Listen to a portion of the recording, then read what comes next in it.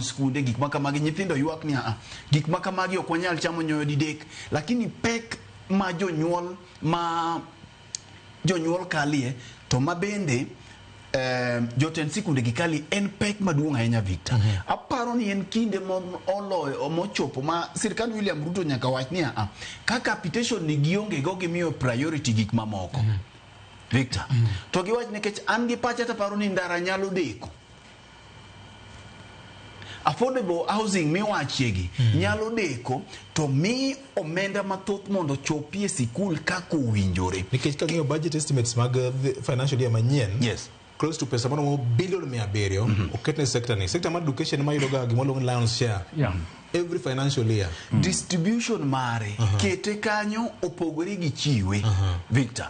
Ka onego bedne achopo ka kati chope kaka wanene ka sa kinyeo kaka pile idonjo chon kine mwa kurango chope kanyo tibiro ka sa adek okikonyo kaka wanene jopiny be okikonyo kata koro omenda no obiro koro gima jonyuol ng'iyo to omenda ni be ochope be ogole e wang'sa Victor. Sama walose ne kadoro koni mbadi wuon podo kolose, but king'iyo budget to wachore ni omenda mar somo madhi e weche mag penj chalo gima nyo piny owacho ni owalo oko, podo giwuok mondo mi gikwed wachno.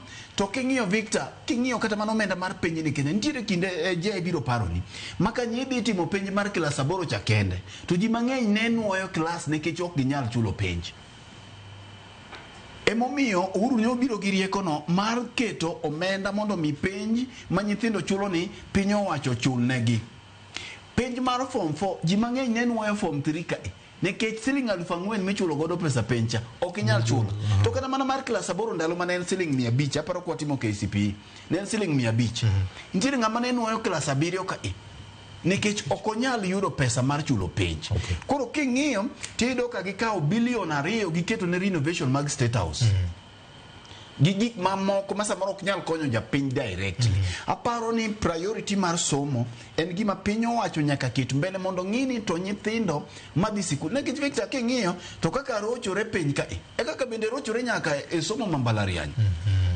Chalo rarangre mang'amo ng'eyo kimadoki. To mogik madwa wachni en ni wan gi jotelo moyier Victor monego bed ni wechegi ka gin adier to gilosie e jumani te nyaka ni winji ni skul moro Nyanza kujo ntie skul makia orna siling 70 yes. Moro be onwang'o omenda matin en ni jatelo no ne wen to sikul ni en sikul mane king'iyo kamiti mar somo jalop chairman mar kamiti no en Mjumbe Mara mano Ivo Bara. Yes. Ivo Bara ong'eyo maber ni Kabondo Kasipul omenda mochiwie basari en siling 3,000 ne nyathi ka nyathi. Gima berie motimo ni kato tin lakini jonyuol te yude. To kogo kwano ni 3,000 ni ka sirikal ok okelo omenda mar capitation ni be nyalo puonjo nyathi e higa mangima. E jumanite podonge jatelo mora kata mana mantiere kamiti mar education ni mose lose wachni ni nyithindo ni dala. Kipenjo if sani odhi nyithindo masomo Gotateng, masomo Kotienditi, nitie nyithindo masomo Ringa kacha, masomo Thoro, masomo kuonde gite. Thoth jonyuol wan gi information ni nitie nyithindo mamoko kaka noriemb dwe mar achiel pod ok odok nyaka kawuono gindala ting'ene kileo skul kata ne juma achiel kende Victor to modong ka ipuonjo en lal maduong'. To gini omako Kenya mangima.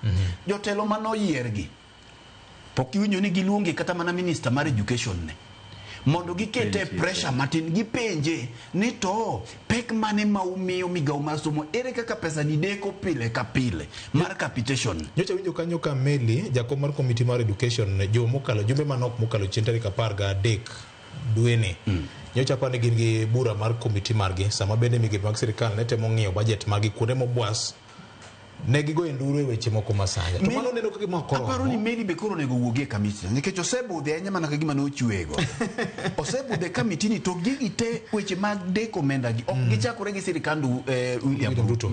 Uru bende ne deko ga pesa gi to sama gideko ni joma hinyore gin nyithindo joma hinyore gin jonyuol. Awacho ni Victor ni onge gima litie ne dayo moro ma okwamo ma samoro nigi nyithind kiye ka koro dong gode dhoth osekawo njuke moro matin mane nitie kata chambe moro odhi otieko koro nyathi odong gode dhoth okoni yawo nyakwara ni